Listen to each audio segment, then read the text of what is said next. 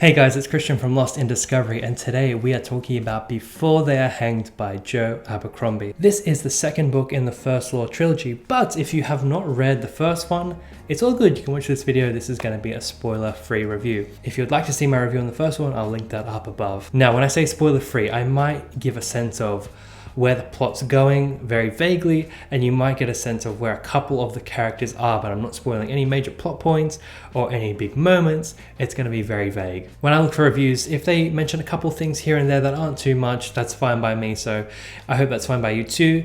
If not, read the first book if you want to be extremely safe, and then come here. So, long story short, I think this book surpassed The Blade itself in just about every way possible.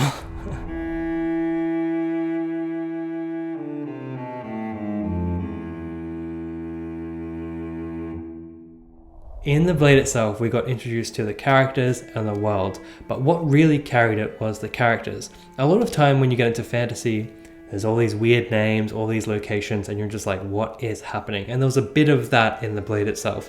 But what really carried it was the characters, and the plot really started to kick into gear in the second half of the book. In Before They Are Hanged, the plot starts right off the bat and we are straight into it. And because we are so familiar with the characters from book one, it's just such a more smooth and enjoyable experience in book two. Now, the plot is kind of set into two main locations. Over here we have the classic fantasy adventure with a gang of, all different types of characters who might clash here and there, and they're off to go fulfill the quest. The twist is here that no one really knows what the quest is and no one really wants to be there.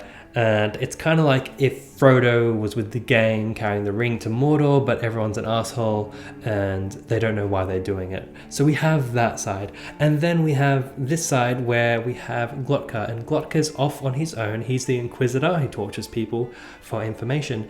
And he's off on his own, kind of overseeing a different city with a whole war effort happening. In Glotka's story, it's much more of a mystery kind of thriller, you could say, like a whodunit situation. There's people who are undercover. He has to find out who's working for who. He has to manage what's going where and who's working for what, and trying to just please his boss, more or less. Both plots were equally interesting.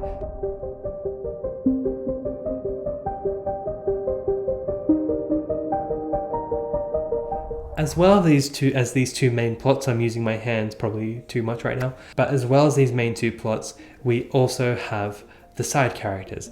And the side characters in here got so much more time on page, and I was so thankful for that because their introduction in the first book was really intriguing to me and I wanted more of them, and this second book totally delivered on that. So we get much more Dogman and the boys, and we get much more Pharaoh as well. Much more, and so much development there. Now, what I will say about the characters in this book, they had so much more development than in the first one. In The Blade itself, you're kind of introduced to them and like, this is how they are. And it doesn't seem like they have much chance of changing. Some of them change more than others, but change still does happen, and there is a lot of progression in these guys. One example I want to talk about, and this kind of ties into how violence is done in these books. These books are known for being quite violent and quite shocking in some aspects. Now, let me tell you, these books would not be popular if it was just violence for violence's sake, and it was just people's heads getting cut off just for like the shock value and like it's cool or whatever. I was thinking about this before.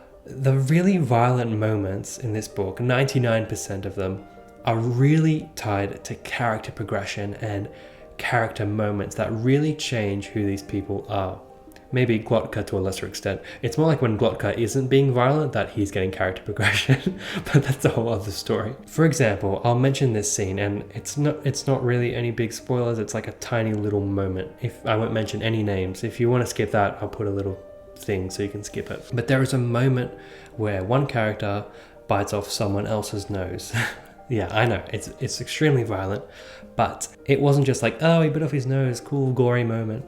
It was everything surrounding this biting of the nose and everything leading up to it and the aftermath of it, how it affected this character, what brought that character to do it at that specific moment was great. And it was such an invigorating scene because you're like, this is changing who this character is and what they're going to do next. And that's why this book works so well, because there is darkness and there is violence, but it is tied to character so well because they're fleshed out so well and you understand their thought processes and who they are. So basically anything they do, you're like, wow, that's amazing. Why did they step this way instead of that way? It's not to that extent, but you know what I mean. It's like the more you feel like you understand these characters, their actions hold so much more weight, including the violence that they are partaking in.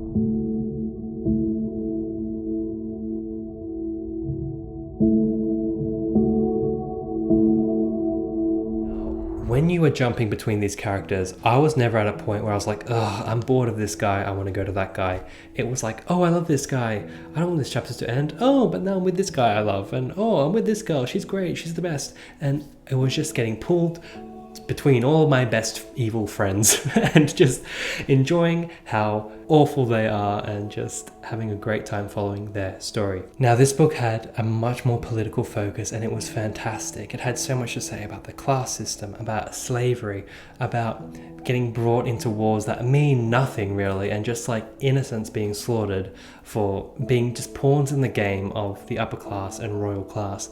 And it's done in a way that is very like similar to Game of Thrones, but has a much more personal feel because you're with the people who are pulling the strings and just seeing how far gone they are and just how indifferent they are to the whole situation. You end up hating some of these guys you read from because you're like, you're letting all these people die and you don't even care, and they just kind of shrug it off.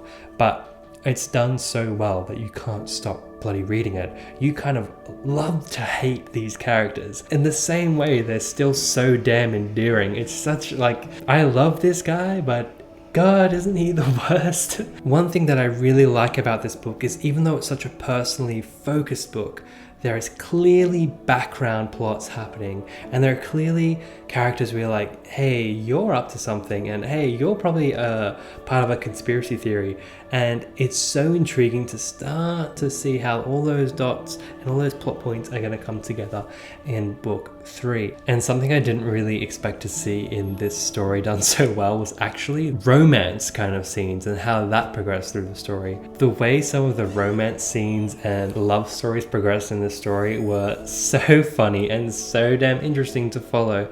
And I can't wait to see, like, I feel like it's going to get extremely messy as we get into book 3.